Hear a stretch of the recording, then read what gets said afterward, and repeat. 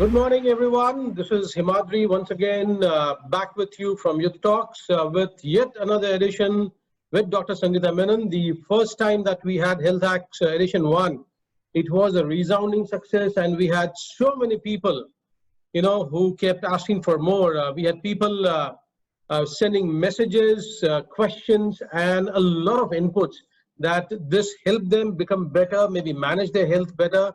The exercise routine shared by Dr. Menon was massively circulated on the internet, on social media. It's become a viral, post. Today we have Dr. Menon with us to bust a few myths and to share a few bits with us on how to reduce belly fat. Dr. Menon, it's something which is absolutely not a burning need today, but it's always been there for a few people like us, where we can't get the buttons of our shirts to meet each other. Social distancing. These are memes going around on internet, on WhatsApp, that once the lockdown ends, buttons are also going to get into a social distancing protocol. So without taking too much time away from what we have with you today, I'd like the audience to understand that whatever is going to be shared by Dr. Menon today should be taken with a lot of medical inputs and advice. If you're suffering from a health condition, that's a disclaimer that always applies for anything on health, because input shared by her on food, exercise routines, or anything you need, in case you have a health issue, please consult your physician. Dr. Menon, it's been almost a month plus into the lockdown. What we used to wear earlier, those shirts have become tighter. Trousers might not fit the next time we want to move out. All that we can manage now are with t-shirts, loose-fitting shirts, shorts, and track pants, which have got, a nice bit of a stretch. How do people like me, how do people like, a lot of my friends, what do we do to stay healthy, number one? Second, this belly fat, like I understand from whatever I have read in the past, the belly fat is a result of possibly fat accumulating between the organs and spilling out and then showing on the outside layers. I trust this is going to be a dangerous bit, because even when we are on the flights, extra baggage is always extra payment. So it is an expensive thing. Staying at home, not doing much, is fasting or starving a good idea? I think that's a good idea. This is what I personally believe, that चलो भूखा रहते हैं, कुछ खाते नहीं है, 4-5 दिन कम खाएंगे, क्या फर्क पड़ता है, पेट तो कम हो जाएगा. मुझे लगता है कि शायद पेट कम हो जाएगा, लेकिन क्या इसके साथ मेरी सेहत भी बनी रहेगी क्या? What is your suggestion for people like me, जो ये सोचते हैं कि starving, fasting, और maybe intermittent fasting, और बहुत सारी अलग-अलग तरह की diets आ रही हैं. आपका क्या मानना है, Dr. Menon? Thanks, Mr. Himadri, once again for having me here. Today's topic is flat belly need and belly fat reduction. And thanks a lot for the overwhelming response last when you shared with me that my video was watched more than 7,000 people. And believe me, I was so happy to know, not because people watched me. I was very happy that people have really started becoming more conscious about their health. People want to hear much more about health. So that was the reason why I was very happy to go for this second session also. And we'll keep coming up with good topics. I would love to help people. And as you asked me, no, before I go further, I would like to say that I would like to speak in Hindi only, because this is going across the country. So I would definitely like to use Hindi as medium. So मैं हिंदी में कहना चाहूँगी ताकि maximum लोग समझ सकें. आपने एक बहुत अच्छा सबसे पहले ये जानना बहुत जरूरी है कि ये पेट कम करना क्या इतना जरूरी है? क्या इतना जरूरी है पेट कम करना? मतलब मुझे मेरा पेट ठीक लगता है, थोड़ा ज्यादा है तो भी चलेगा, ऐसे एटीट्यूड ऐसे भी हैं. ऐसे कोई गलत बात नहीं है, ऐसा सोचने वाले भी हैं कि चलेगा ना, थोड़ा पेट है तो क्या हुआ, मेरा है ना, मैं लेके चल रहा हूँ, मुझे कोई प्रॉब्लम थोड़ी ना है. आपका क्वेश्चन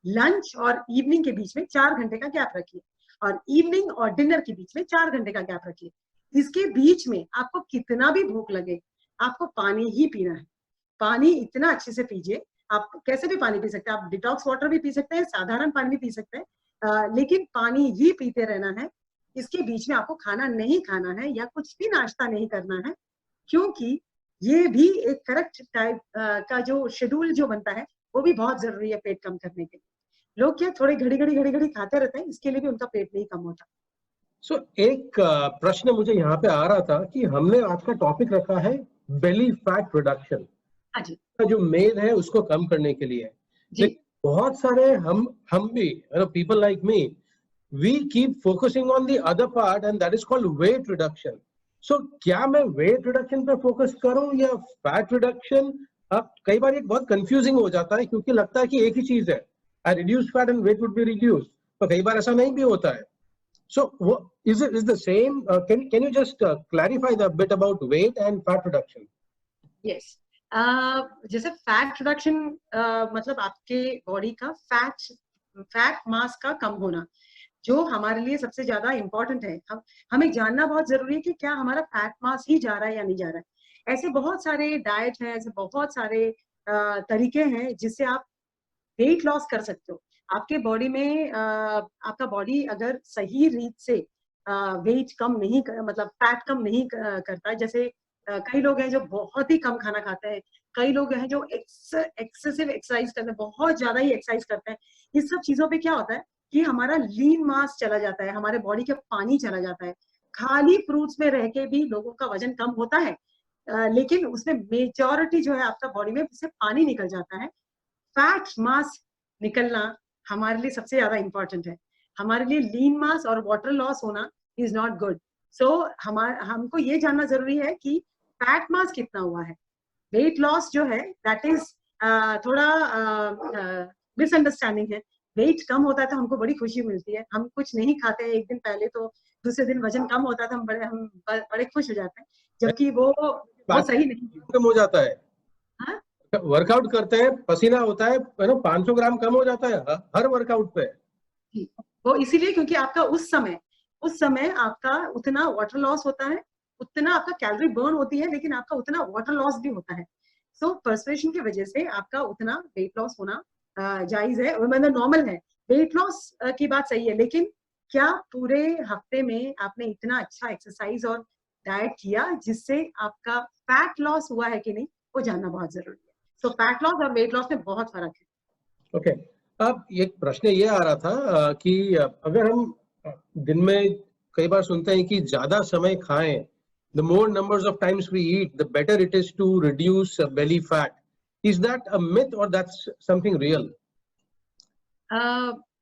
इंसान एक टाइम खा के भी जिंदा रह सकता है, 2 टाइम खा के भी जिंदा रह सकता है, 3 टाइम खा के भी जिंदा रह सकता है, ऐसे ही 4, 5, 6 टाइम खा के भी जिंदा रह सकता है। लेकिन हर बार जो आप खाते हैं उसका क्वांटिटी, सब चीजें क्वांटिटी पे निर्भर करता है। आपका पेट जो है वो डायरेक्टली क्वांटिटी के ऊपर है।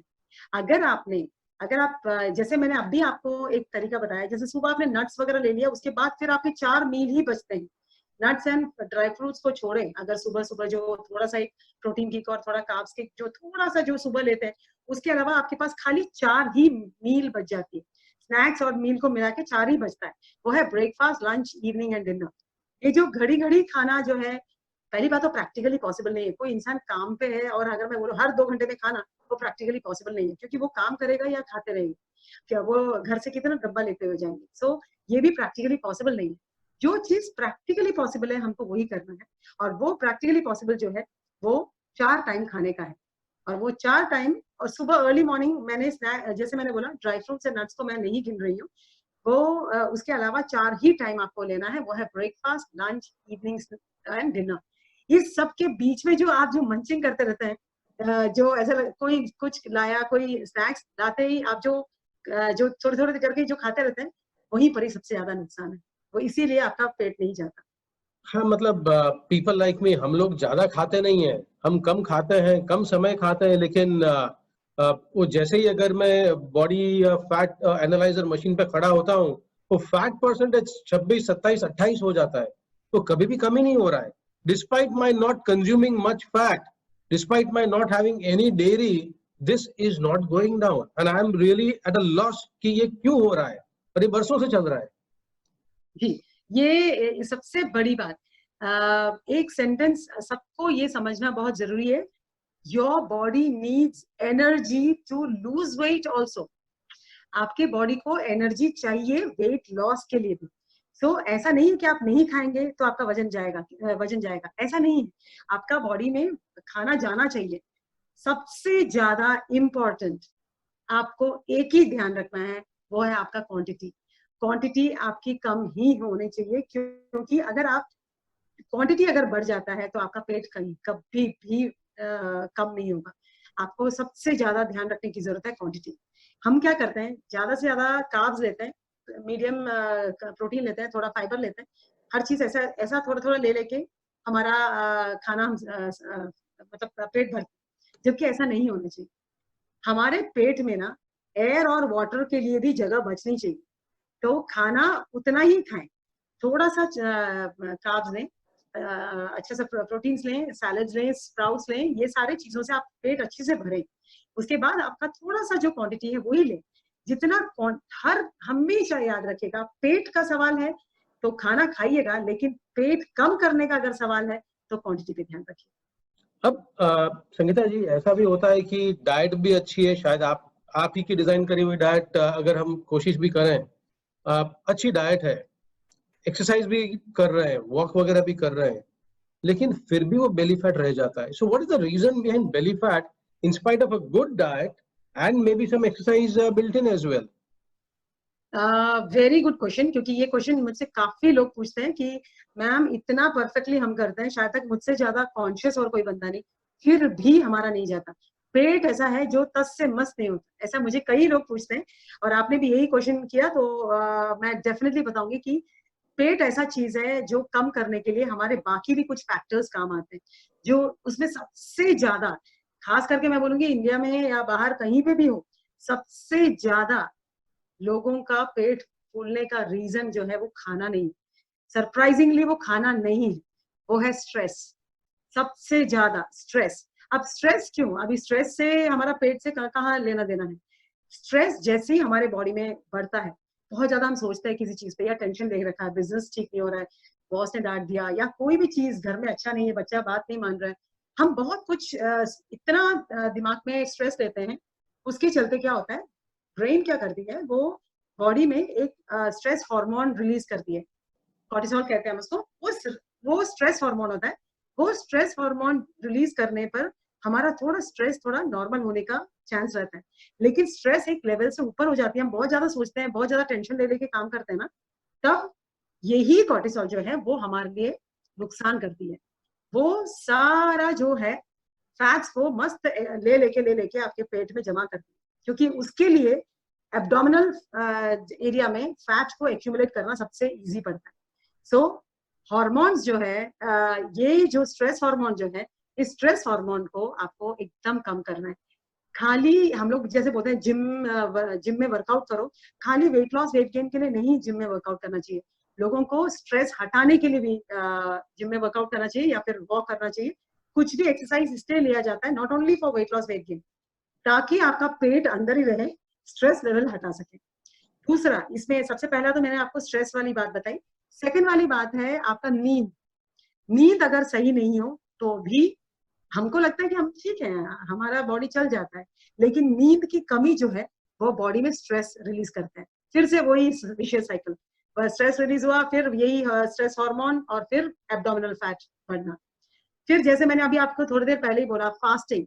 लोगों का फास्टिंग का गलत तरीका, पूरा दिन नहीं खाते और रात को मस्त खाते हैं.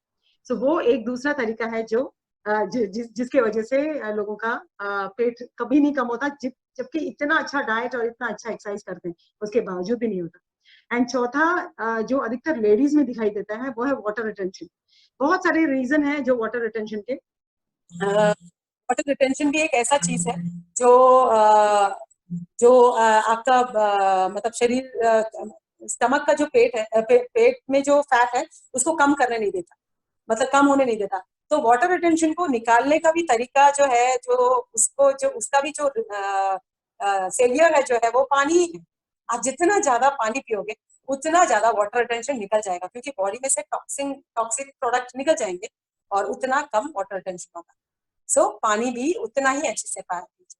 सो ये 4-5 रीजन है जो हम बेस्ट एक्सरसाइज करते हैं, बेस्ट मतलब डाइट करते हैं, उसके बावजूद भी पेट नहीं जाता, वो ये 4 reason. Yeah, so you are absolutely right, because me being a stress management consultant, we always tell people that most of the ailments, they do not come from anything else but stress, which is not managed right. And jab ye manage nahi hone wala hai, then between the fight, flight and fright syndrome, the stress hormone actually stores fat. A great input, Dr. Menon, क्योंकि तनाव से हम कोई बचा नहीं है, लेकिन उसको किस तरह से मैनेज करें। फैट मैनेजमेंट के लिए तनाव को मैनेज करना है, ये बहुत कम जगह हम सुनते हैं। Thank you so much for this particular input. एक और चीज एज अ फैड हम देख रहे हैं आजकल कि प्रोटीन खाओ और वजन कम करो, और इसके साथ चलते ही बहुत सारे लोग प्रोटीन बार्स लेके आ जाते हैं बाहर से, एंड पूरा का पूरा दिन बैठ के मूंग चना स्प्राउट्स खाएंगे, क्योंकि हमने ये भी सुना है स्प्राउट्स बहुत अच्छा होता है, स्प्राउट्स खाओ। और फिर भी शायद फैट तो कम नहीं हो रहा है, प्रोटीन खा रहे हैं, खर्चा भी हो रहा है, and yet my fat is not going down. What's the reason? Should I really go in for a protein and only protein meal? जहाँ फैट रिडक्शन की बात है, स्पेशली एब्डोमिनल एरिया से अगर आपको फैट कम करना है, तो यस, मैं कहूंगी कि प्रोटीन बहुत मदद करती है। ये प्रोटीन का जो क्रेज है जो है वो इसलिए है क्योंकि काफी हद तक जैसे अभी बहुत सारे डाइट आते हैं, पैलियो डाइट आता है, कीटो डाइट आता है, ये सारे जो डाइट है वो काफी लाभदायक रहे हैं लोगों के लिए, ये काफी हेल्पफुल रहे हैं, और लोगों ने बहुत अच्छा फैट लॉस भी किया है और एब्डोमिनल कम भी किया, मतलब फैट भी रिडक्शन हुआ है। एक ही चीज है, जब प्योर प्रोटीन डाइट या ऐसे सब चीजों में जाते हैं तो आपका फैट रिडक्शन तो हो जाता है, एक ही तकलीफ है, इसको मेंटेन लोग नहीं कर पाते, क्योंकि जैसे ही नॉर्मल डाइट पे आ जाते हैं वहां पे पूरा वो बाउंस बैक हो जाता है। सो आपका बाउंस बैक होना, अगर आप प्रॉपर मेंटेनेंस के साथ में अगर आप करते हो, तो आपका ये हाई प्रोटीन लेके फैट लॉस करना इज वेरी गुड। बहुत अच्छा रहेगा कि आप अच्छा हाई प्रोटीन लेके एकदम एक्सट्रीमली लेस कार्ब्स लेके आप जब जो कम करने की जो बात करते हैं, वो तब फायदा करेगा जब आप इसको मेंटेन भी कर सकते, मतलब एक प्रॉपर मेंटेनेंस डाइट भी उसके बाद में ले। अगर आप परमानेंट, अगर आप टेम्पररी नहीं देख रहे हैं, अगर आप इसको एक परमानेंट सॉल्यूशन के तौर पे देख रहे हैं, तो मैं बोलूंगी कि आप थोड़ा कार्ब्स भी लीजिए और हाई प्रोटीन भी लीजिए। क्यों थोड़ा कार्ब्स और प्रोटीन? क्योंकि वो रियलिस्टिक है। जितना रियलिस्टिक डाइट होगा वो हम till the end of our life हम खा सकते हैं। हमारे लिए इजी पड़ता है एक ऐसा खाना जो हमारे घर में सभी सदस्य खाते हैं। सो इसीलिए कम कार्बोहाइड्रेट लें, कम जैसे रोटी राइस वगैरह चीजों को कम ले, और हाई प्रोटीन, अच्छा खासा प्रोटीन है। आपने स्प्राउट्स की एक बहुत अच्छी बात कही, स्प्राउट्स जो है वो हमें डेली इंक्लूड करना चाहिए, वो भी लंच में। लंच से पहले आप salad, sprouted salad daily, it should be a part of your daily lunch. और डिनर में ना ले आप, लंच से पहले हमेशा ले, इट इज वेरी इफेक्टिव। और जैसे बोला, हाई प्रोटीन डाइट जो है वो बहुत मदद करती है, क्योंकि कहीं ना कहीं हमारी से कार्बोहाइड्रेट हमको एनर्जी देती है, लेकिन अभी हमारे स्टमक में और हमारे पूरे बॉडी में काफी सारा हमारे पास फैट है जो एनर्जी देगी, उसके थ्रू भी हम एनर्जी ले सकते हैं। सो इसके चलते आपको प्रोटीन ज्यादा ही लेना चाहिए और सही मात्रा में लेना चाहिए। अगर आप सही गाइडेंस चाहते हैं तो you can always contact me, I can prepare a right diet chart for you. Okay doctor Menon, एक और चीज जो हम मीडिया में भी देखते हैं, हमारे फ्रेंड्स भी हमें भेजते हैं, और कई जगह हम पढ़ते हैं कि काफी ऐसी दवाएं हैं, काफी कॉन्कॉक्शंस हैं, पाउडर्स हैं, जिनके सेवन से, जिसको the intake of this kind of things possibly they are categorized as fat cutter medicines and fat cutter potions and magical miraculous say powders. Really good. Before you answer that question, बहुत सारे audience के questions आ चुके हैं. To all of you, we will take your questions on belly fat reduction. and other questions that you might have taken. We are not going to leave your questions unanswered. Of course, if it is not concerning today's topic, we'll park it and we will take it in the forthcoming session. So please don't worry, your questions are going to be addressed. Dr. Menon, fat cutter medicines, good, bad, or to be avoided, or maybe taken under medical supervision, what?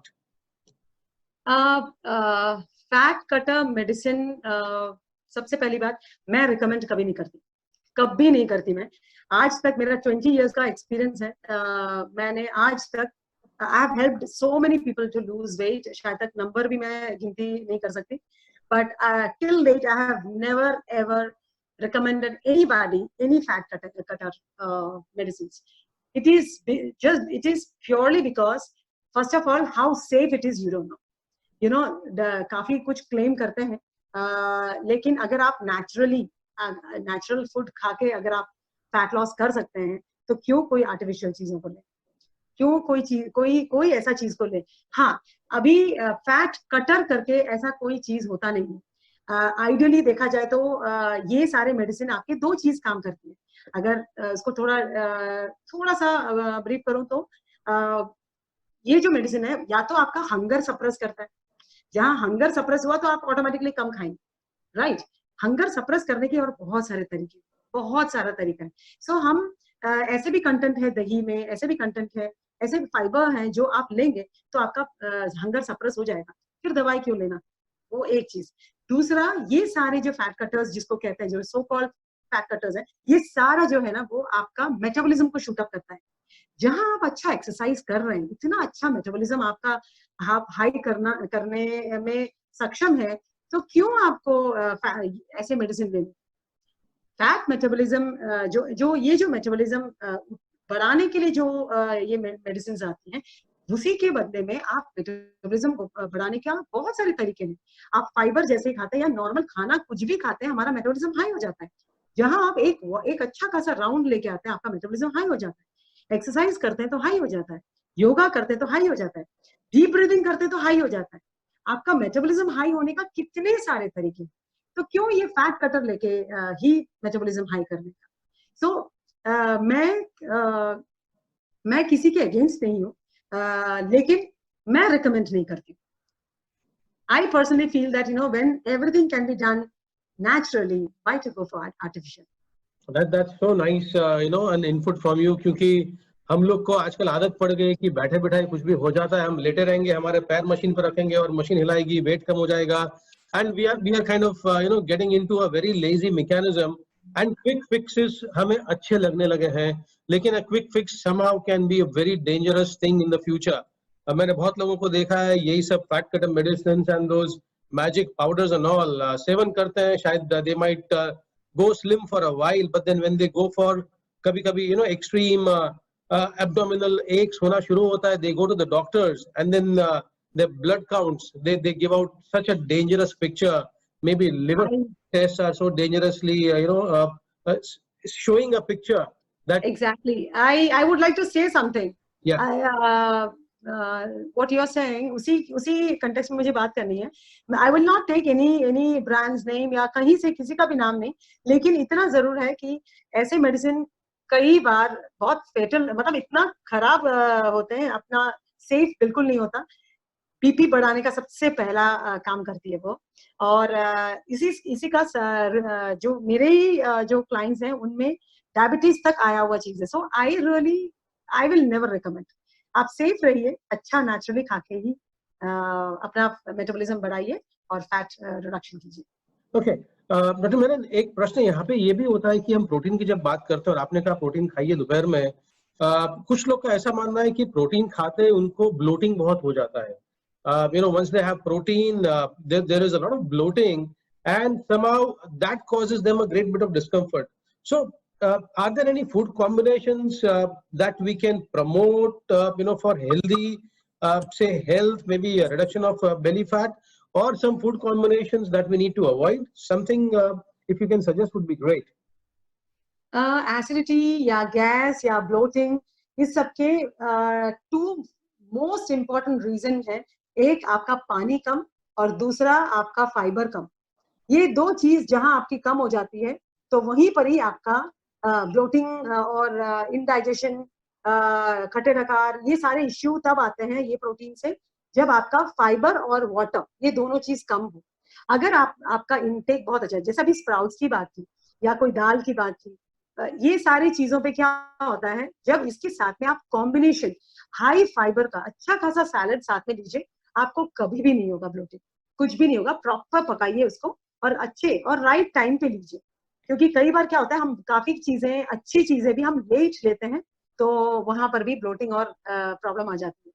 So timing का बहुत important रखें। जैसे मैंने last time भी बताया था, 7 साढ़े 7 बजे अगर आपने अच्छा सा खाना खा लिया तो आपको कभी भी गैस एसिडिटी का इश्यू नहीं होता। यहाँ पे 9-10 बजे सब खाते हैं, इसके लिए ये सारे जो अच्छे लिस्ट में जो जितने भी अच्छे फूड है ना, वो भी अपने अपने को नुकसान करते हैं। Yeah, so maybe understanding the body's rhythm and body's cycle and the timelines is also very, very important. किस समय खाते हैं, किस समय digestive enzymes release हो रहे हैं, at what time should they be eating, at what time should they be having water. I think that bit about having water and enough water, having fiber and enough fiber at the right time. This is something very nice and कई बार शायद हम miss भी कर जाते हैं। जब से हम I think both of us when we've started talking अभी भी शायद आधा पौना घंटा हो चुका है। I don't know कितने लोग जो सुन रहे हैं उन्होंने पानी पिया भी होगा कि नहीं। Almost 45 minutes and we should have had some water. Great. एक प्रश्न जो ऑडियंस की तरफ से ऑफ्ट यहाँ पे पूछा गया है कि हम प्रोबायोटिक्स की भी बात करते हैं और जहाँ पे कहते हैं कि डाइजेशन अच्छा होना चाहिए। So there's something called prebiotics, there's something called probiotics. Are probiotics necessary? They are good, we know that. But प्रश्न यह है कि are they necessary? If yes, घर पे ही हम किस तरह से प्रोबायोटिक्स का सेवन कर सकते हैं? How do we have probiotics at home? सबसे पहली बात, फ्रेश, कोई भी चीज फ्रेश, दो चीज होती है, एक होता है जो फ्रेश नहीं और एक होता है जो फ्रेश है। ये दोनों चीजें, अपने दोनों तरीके का खाना हमारे लिए जरूरी है। अब फ्रेश, जो एकदम फ्रेश की जो बात कर रहे हैं वो है दही। अब सुबह अगर आपने जमाया हुआ दही अगर आप दोपहर को खाते हैं, फ्रेश जो दही है वो हमारे लिए बहुत अच्छा है, स्पेशली गट हेल्थ, हमारा पेट को कम करने के लिए गट हेल्थ हमारे लिए बहुत ज्यादा जरूरी है। इसके लिए आपका फ्रेश दही बहुत बहुत ही ज्यादा मदद करता है। इसमें ना कई लोग ने ऐसा, जैसे कई बच्चे लोग हैं, मेरी खुद की बेटी है 16 साल की, वो मुझे ऐसे बोलती है कि मम्मा मीठा दही अच्छा लगता है, वो बोलते ना मीठा दही अच्छा लगता है, सादा दही अच्छा नहीं लगता। सो अगर मीठा दही ही अच्छा लगता है तो शुगर ना डाल के, क्योंकि शुगर और एसिड फॉर्म करती है, तो शुगर ना डाल के आप उसमें ना ये जैगरी डाल सकते हैं, जैगरी पाउडर डाल सकते हैं। और हम इसको मैं मेरी बेटी को बोलती हूँ कि इसको हम ब्राउन कर्ड कहते हैं, तो मैं इसको ऐसे बोलती हूँ, ब्राउन कर्ड खाना है तुमको, ऐसे मैं पूछती हूँ उससे। ब्राउन कर्ड इसलिए बोलते हैं क्योंकि वो जैगरी का एक ब्राउन लगता है और उसको वो एक मजा आती है वो देखने में, और वो टेस्ट भी एक अलग ही होता है। मीठा का मीठा भी है, एज एन हम बोलते हैं ना डेजर्ट के डेजर्ट जैसा भी हो जाता है, और मीठा भी लगता है, और वो प्रोबायोटिक भी हमारे लिए बहुत अच्छा भी है। सो जैगरी को साथ में मिक्स करके आप ले सकते हैं, वो भी हमारे लिए बहुत अच्छा है। आप जहाँ पेट कम करने की बात आई, उस पे आप एक बाउल भर के आप खाली दही सैलड्स के साथ में, आप एक बाउल भर के खाली दही भी अगर लेते हैं तो भी आपका पेट कम बहुत अच्छा होता है लंच के टाइम पे। ओनली विदाउट, अगर किसी को खाना नहीं खाना हो तो एक बाउल भर के आप दही लें सैलड्स के साथ में, that is also very good filling, यहाँ तक पेट भी भर जाता है और बहुत अच्छा होता है पेट कम करने के लिए। दूसरा जो अभी आपने, क्योंकि हम प्रीबायोटिक प्रोबायोटिक की बात कर रहे हैं, सो जो मैंने बोला फ्रेश, जो नहीं वाला जो फ्रेश है वो भी कैसा अच्छा है, जैसे फर्मेंटेड पिकल्स होते हैं, जो फर्मेंटेड जो होते हैं ना, वो सारे जो है वो अपने लिए बहुत बहुत मदद करती है। सिंपल फर्मेंट किया हुआ, जैसे वेजिटेबल्स हैं, हमारे नींबू है, ये सब चीजों को भी हम सॉल्ट वाटर में वगैरह डाल के हम जो पिकल बनाते हैं, काफी रखते हैं, that is also very very good. ये सारे जो जिसमें जो फर्मेंट होते हैं, या फिर ये जो गट हेल्थ के लिए जो जरूरी है, दही से जो बैक्टीरिया होती है, ये सारे जो हम हमारे पेट के लिए जो जरूरी है, ये सारे इनडायरेक्टली हमको फैट लॉस करने में भी मदद करता है, belly fat reduction में भी उतना ही मदद करता है। So it is, as I said, ये you can always go for it. Okay. एक सजेशन अगर आप हमारे कुछ ऑडियंस मेंबर्स को दे सकते हैं जो कि डायबिटिक्स हैं या जिनके घर में डायबिटिक्स हैं। नाउ डायबिटिक्स के लिए रिस्ट्रिक्शंस फूड में बहुत होते हैं। They can't have anything and everything, they got to eat at a specific time. चलिए डायबिटीज की दवा या इंजेक्शन लेना है, उसे टाइमलाइंस एंड शेड्यूल्स तो मेंटेन हो जाते हैं, लेकिन उनके लिए ऑप्शंस भी कम हो जाते हैं। कुछ ऐसे सीनियर सिटीजन हैं जो डायबिटिक हैं, वो पूरा प्रॉपर वर्कआउट भी नहीं कर पाते हैं, गट हेल्थ भी इतनी अच्छी नहीं होगी। उनको उनको क्या करना चाहिए, क्योंकि बेली फैट वहां पे भी बहुत बड़ा एक लिमिटिंग फैक्टर है एंड उनके हेल्थ को काफी एंडेंजर कर रहा है। सो व्हाट जी, जी। डू? उनके लिए 3-4 सजेशंस हैं, एडवाइजेस हैं। सबसे पहला तो उनको थोड़ा थोड़ा बॉडी मूवमेंट में हमेशा होना चाहिए। एज के साथ साथ में बॉडी जितना मूवमेंट में रहेगा उतना ही हमारा स्टमक ना बढ़ने का चांसेस ज्यादा बढ़ेंगे। मतलब हमको उसको रोक के रखने के लिए कहीं ना कहीं बॉडी को मूवमेंट, बॉडी का मूवमेंट जो है वो रेस्ट्रिक्ट नहीं करना चाहिए, थोड़ा बॉडी मूवमेंट रखना चाहिए। वो तो फर्स्ट थिंग है। सेकंड थिंग, उनको भी हाई प्रोटीन ही जाना चाहिए, क्योंकि एज को डायबिटीज है, सो उनको कार्ब्स का लिमिटेशन होता ही होता है। तो उनके लिए भी जितने भी पल्सेस हैं, जितने भी जैसे ये छोले चना राजमा, ये सारी चीजें कम क्वांटिटी में विद लॉट ऑफ फाइबर। अगर वो फाइबर उनको डायरेक्टली कच्चा नहीं हो पाता तो उनको सॉटे वेजिटेबल करके भी वो ले सकते हैं, लेकिन फाइबर उसके साथ में जाना चाहिए ताकि उनका इनडाइजेशन का प्रॉब्लम भी ना हो एज के रिलेटेड। दूसरा, पेट जैसे खाना खा के तुरंत बैठ गए या तुरंत लेट गए, वो भी नुकसान है। तो उनको एनकरेज कीजिएगा कि खाना खाते वक्त या तो पानी भी ना पिए, और खाना खाने के तुरंत बाद थोड़ा सा बॉडी मूवमेंट में रखें, और उसके बाद फिर जाके वो बैठे। एज जिनका हो गया हो और उनको डायबिटीज भी हो और उनका पेट ध्यान भी रखना हो, तो ये सारी चीजें आप ध्यान रख सकते हैं। एक फैक्टर और जो लोगों को तकलीफ दे रहा है और जहां से शायद बेली फैट कम नहीं हो रहा है, गट हेल्थ अच्छी नहीं हो रही है, ओवरऑल शरीर में लेथार्जी रहती है, थकान लगी रहती है, एक एक major factor, major contributing factor है constipation. This was not supposed to be a question to be asked today, but then I guess this is relevant because when the body is not feeling good, when my mood is not really bright, I'm not going to do anything worthwhile या बहुत ज्यादा अपने लिए करने की इच्छा नहीं होने वाली दिन में, तो उस समय मैं शायद अपने खाने का ध्यान भी नहीं रखूंगा। और शायद कारण एक है कि स्टमक क्लियर नहीं हो रहा है, there is constipation and maybe irritable bowel syndrome भी हो रहा है।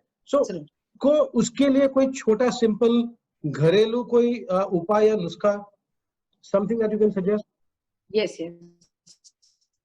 आप कॉन्शियस बात की, ये कहीं ना कहीं पेट दे देता, और जहाँ पेट से रिलेटेड भले वो इंडाइजेशन हो, हार्टबर्न हो, खट्टे डकार हो, एसिड रिफ्लेक्स हो, कॉन्स्टिपेशन हो, ये सारी चीजें जो है ना, ये सारी चीजें आपकी हिंड्रेंस ही करती है आपका फैट मास कम करने में, एब्डोमिनल कम करने में। सो इस सब को ना, ये सब हमें प्रॉब्लम ना आए उसके लिए ना, सुबह जैसे मैं उस दिन लास्ट टाइम भी आपको बताया था, मुनक्का वगैरह ले सकते हैं आप। खाने के बाद 1 चम्मच फ्लैक्स सीड ले सकते हैं।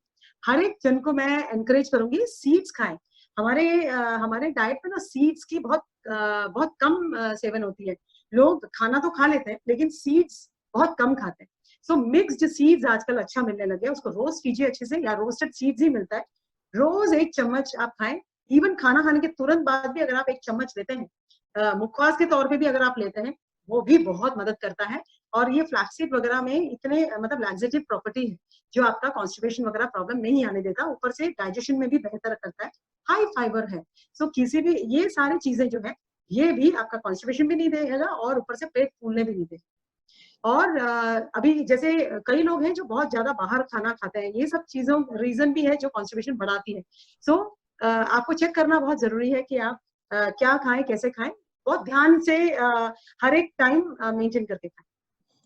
एक और प्रश्न जो अभी आ रहा है और वो ये है कि क्या मोटापा और पेट की चर्बी, क्या मेरी हेरिडिटरी, मेरे डीएनए इसकी जवाबदार है क्या? Are my DNA responsible for a fat belly? Yes, कहीं ना कहीं आपका फैट का एक्यूमुलेशन होना हेरिडिटी, मतलब यस, एक जेनेटिक फैक्टर आता है उसका, लेकिन उसका मतलब ये नहीं है कि आप कम नहीं कर सकते। आप कम करने की जो है वो हमारे हाथ में ही है। एक रीजन और एक एक्सक्यूज लेके आप ये बैठ नहीं सकते, क्योंकि हर एक इंसान के पास ये ताकत होता है कि वो अपना फैट रिडक्शन कर सकता है बेली। सो भले ही आपका वो जेनेटिक भी हो, उसको एक्सक्यूज लेके बैठे ना, उसको अच्छा खासा एक आप you set an example that भले वो मेरे हेरिडिटी में थी लेकिन मैंने उसको कम करके बताया. So that should be the attitude. Yeah, so you can't put genetics as an excuse for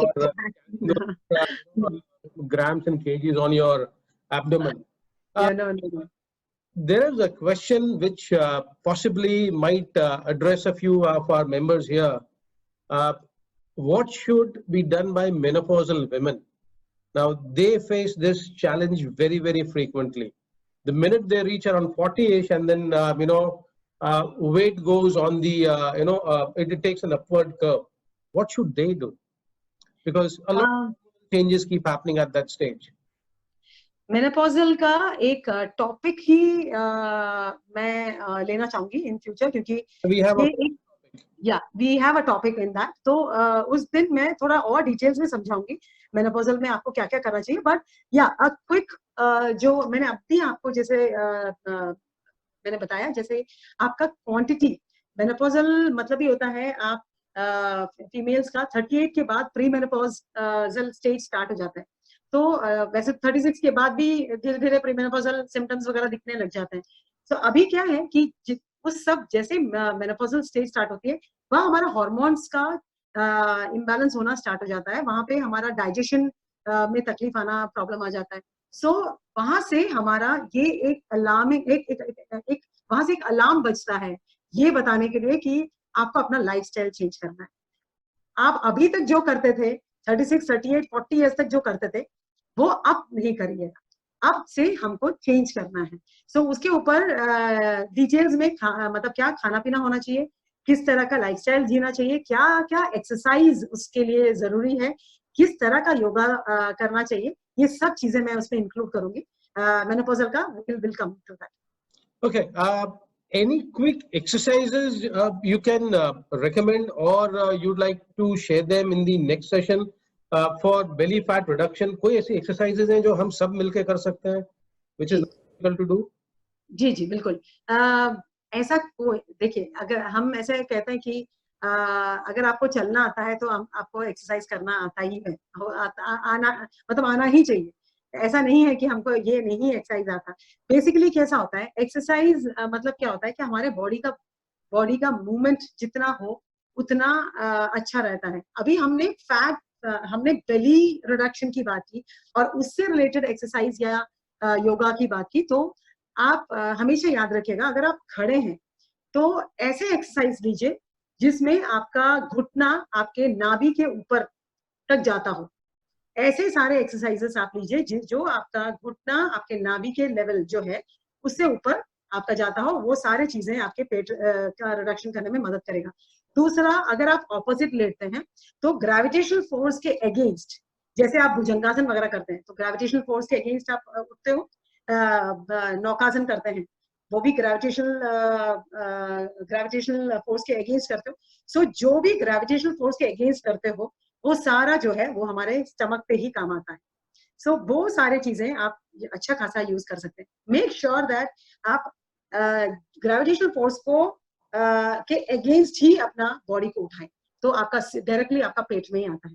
ऐसे सारे एक्सरसाइजेस आप यूज कर सकते हैं. Okay, that's a very good suggestion कि योग और प्राणायाम वगैरह में काफी ऐसे सिंपल टेक्निक्स हैं. और आपने बहुत सरल भाषा में बताया कि जितना भी ग्रेविटेशन के अगेंस्ट होने वाला एंटी ग्रेविटी एक्सरसाइजेस, आसन, भुजंगासन, सर्पासन, नौकासन, इन सब से वेट लॉस के संभावना बढ़ती है.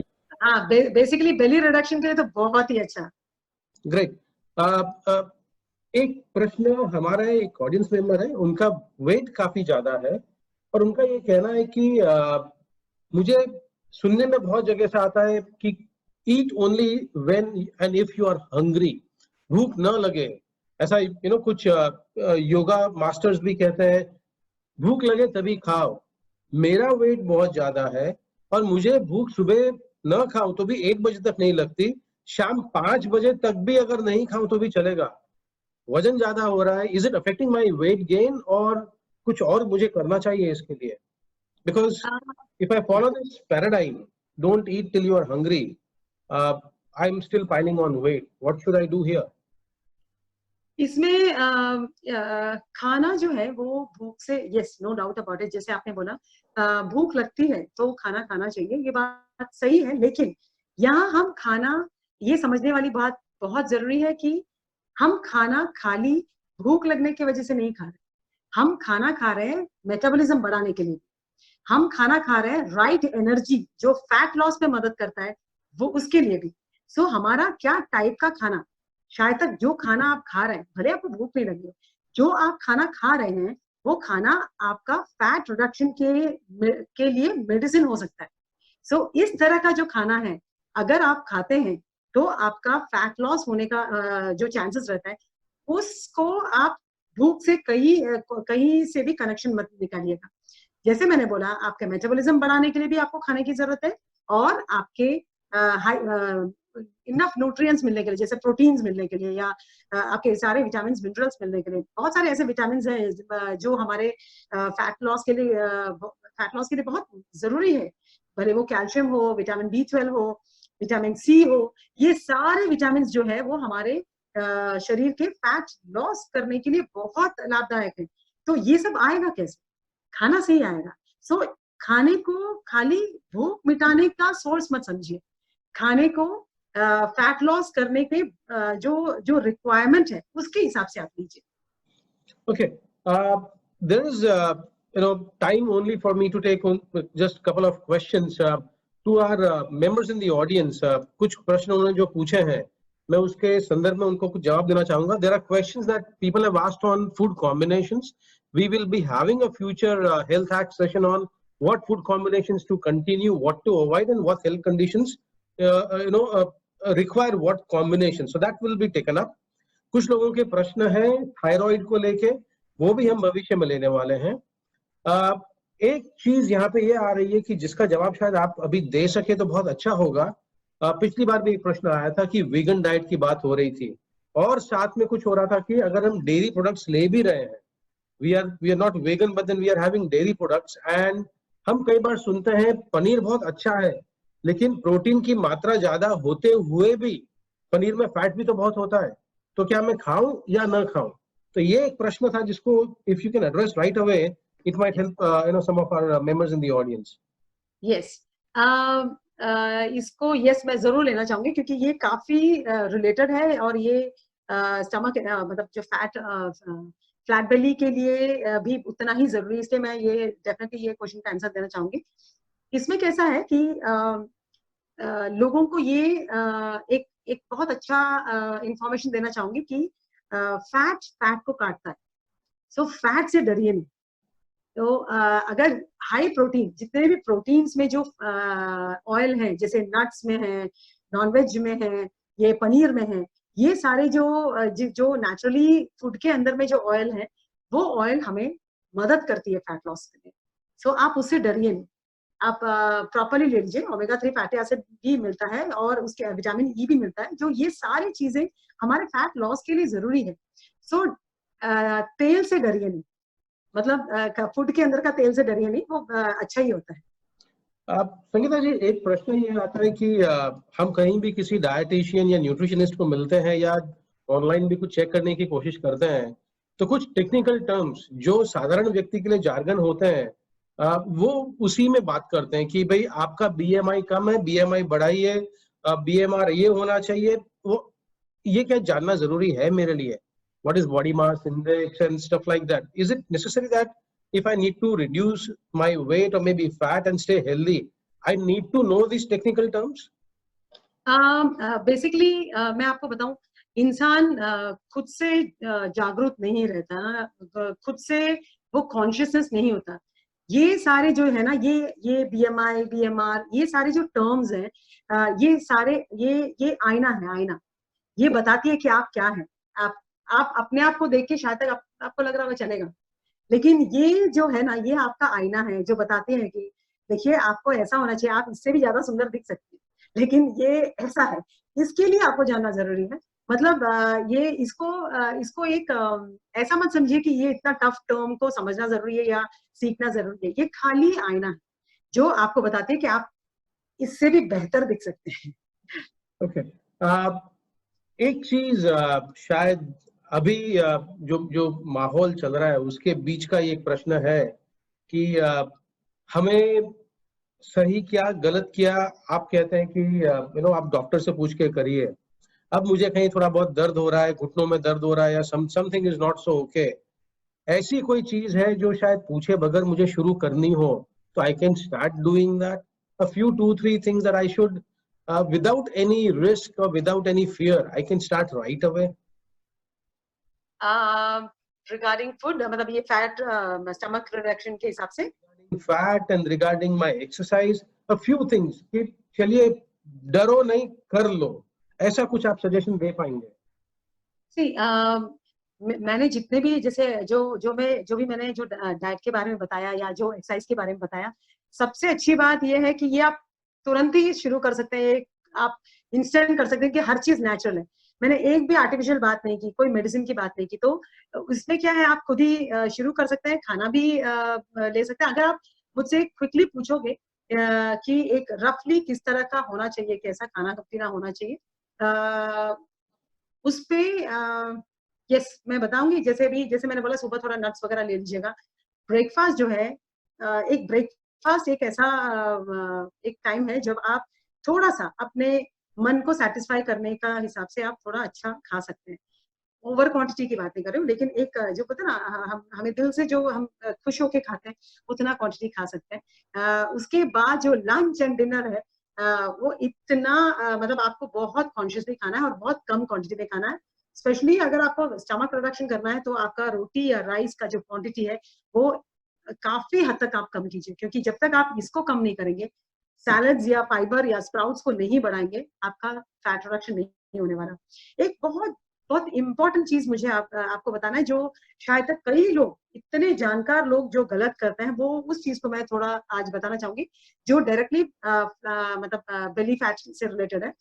वो ये है कि कोई भी डाइटिशियन, अच्छे से अच्छे डाइटिशियन बहुत अच्छा अच्छा खाना देते हैं और उसके बावजूद भी वजन कम नहीं होता। मैं भी कितने सारे लोगों को अच्छा डाइट देती हूँ लेकिन उसके बावजूद भी वजन कम नहीं होता या स्टमक कम नहीं होता। रीजन मैं बताती हूँ। सबसे पहला रीजन ये है कि जो डाइट चार्ट देते हैं, जैसे breakfast, lunch, dinner, evening snacks, dinner, इसी चीज को आप 10 दिन या 2 हफ्ता तक आप कंटिन्यूअसली करो बिना कोई चेंज के, एक ही टाइप का खाना। जब आप 2 हफ्ता तक अगर आप करो और आपका फैट रिडक्शन स्टार्ट हो जाए, तब आप बोल सकते हो कि यस ये खाना मेरे लिए इंपॉर्टेंट है। हमारा प्रॉब्लम क्या होता है, हम आज ये खाना खाते हैं, कल दोस्त आ गया तो शाम को थोड़ा पकौड़ा हो गया, परसों इतना बेस्ट क्योंकि कल पकौड़ा खाया था तो आज मैंने ब्रेकफास्ट ही स्किप कर दी। मैं बहुत कॉन्शियस हूँ, इसीलिए मैं बिल्कुल नहीं आज ब्रेकफास्ट खाऊंगा क्योंकि कल मैंने पकौड़ा खाया।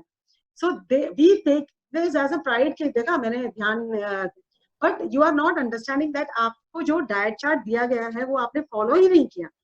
आप फिर बोलते हैं कि 4 दिन, 5 दिन, 6 दिन के बाद ये असर ही नहीं कर रहा है। एक दिन आपको लगेगा नहीं नहीं कल थोड़ा ज्यादा हो गया था, आज मैं फुल डे फ्रूट्स में जाऊंगा, फुल डे फ्रूट्स में जाऊंगी और उसके बाद कल देखना मेरा इतना मस्त वजन कम होगा। हम कभी भी एक प्रॉपर डाइट चार्ट को मतलब फिक्स करते ही नहीं। इसके लिए हमारा वजन नहीं जाता है, हमारा पेट नहीं जाता। लोगों का वजन थोड़ा कम भी हो जाता है लेकिन पेट नहीं जाता, इसके लिए क्योंकि आप एक टाइप का डाइट, भले आपको ब्रेकफास्ट आप बोले कि यार रोज एक ही खाने का है क्या, रोज एक ही टाइम, आप या तो अपने बॉडी को प्यार कीजिए या तो आप बहुत खाने को प्यार कीजिए, क्योंकि आपको एक चीज तो चुनना पड़ेगा ही पड़ेगा। अगर आपको पेट कम करना है तो आपको एक टाइप का डाइट को आपको 10 या 12 दिन तक आप स्टिक रहिए, उससे हिलिए नहीं और फिर देखिए आपको क्या रिजल्ट मिलता है। बहुत अच्छा रिजल्ट मिलेगा आपको। एक चीज और इसी चीज पे ऐड करना चाहूंगी, अगर आप बाहर जाके खाना खाते हैं, जैसे कई लोग हैं जो बाहर जाके खाना खाते हैं, मेरा खुद का कैफे है तो I would definitely love people to come and have from my own cafe. But बाहर जाके हमको ऐसा लगता है कि 100 रुपए का 150 रुपए का सैलड क्यों खाने का, वो तो हम घर पे भी खा सकते हैं। हम यहाँ पे कुछ अच्छा खाने आए ना तो अच्छा खाएं। ये सबसे कॉमन मेंटालिटी है कि बाहर आके थोड़ा सैलड खाने आए। हमेशा याद रखेगा, अगर आप बाहर जाते हैं तो सबसे पहला अपना सैलड ऑर्डर कीजिए। सैलड पूरा अच्छे से खाने के बाद ही अपना मेन मील पे आइए। आपको मेनू देखने का जो टाइम है, वो टाइम लेने से पहले ही आप पहले ही सैलड ऑर्डर कीजिए और बोलिए आप सैलड लेके आइए, तब तक हम मेन कोर्स बताते हैं। ये होना चाहिए। तो आप अपने सैलड से पेट भरिए, उसके बाद ही आप अपना मेन मील पे आइए। Awesome. This is what is very, very important कि हम बाहर जाते हैं तो शायद बाकी व्यंजन, nice delicacies are being served. I'd like to have them first. And why should I have that ghas food stuff? But then possibly, if I have that, I might say healthier. I might have a better gut health. I might have a lesser fat on my belly. That is. आपका पेट नहीं बढ़ेगा, सबसे ज्यादा important, आपका पेट नहीं बढ़ेगा। आपका बाहर खाने का रीजन से लोगों का अधिकतर पेट बढ़ता है क्योंकि एक्सेप्शनली ज्यादा, मतलब बहुत ज्यादा ही क्वांटिटी में खा लेते हैं। लेकिन अगर आपने पहले सैलड ऑर्डर किया और अच्छे से सैलड से पेट भरा, तो आपका खाना, नॉर्मल खाना कम ही क्वांटिटी में जाएगा। This has been a very, very amazing interaction with you, Dr. Menon. A lot of small tips which we love to overlook when we are living our life normally, which we would not even consider. आपने आज बहुत सारी छोटी छोटी चीजें बताई that stress can be one of the major reasons for belly fat. Not following your own discipline. I mean, life में वो चीज बहुत जरूरी होती ही है. Have a discipline and things and results will keep showing. A lot of misconceptions and myths that you busted today. It's been a real pleasure. Audience have got a lot of questions. Once again, trying to help them out. Folks, none of your questions are going to be dismissed just like that. For some of you athletes who are working out in gyms, आपने कुछ muscle mass related question पूछे हैं, कुछ workout related question पूछे हैं, उनके जवाब भी फोर्थकमिंग एपिसोड्स में आने वाला है।